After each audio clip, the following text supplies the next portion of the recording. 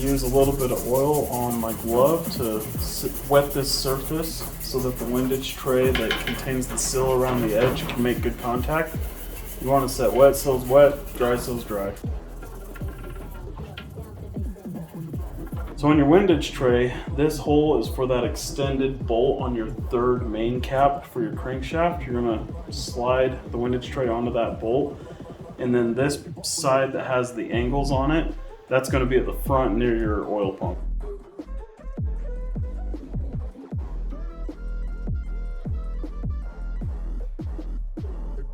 I'm gonna put a little bit of oil on there to lubricate it so that we don't damage our sill while inserting the part.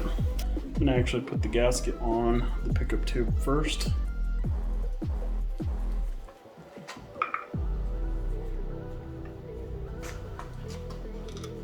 Nope. For those of you following along at home, make sure you keep your bag of parts where you think it is.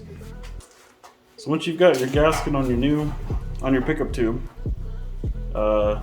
using your 13mm bolt, you're going to insert this and torque it down.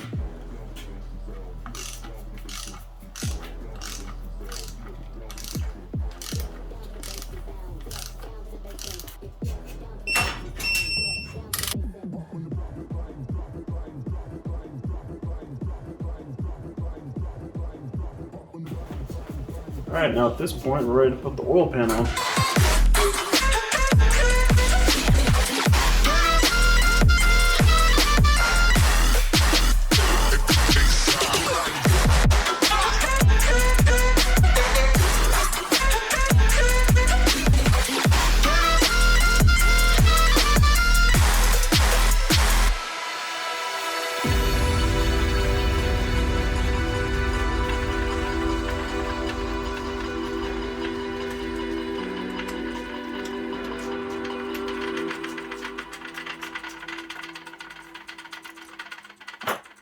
There's a learning curve.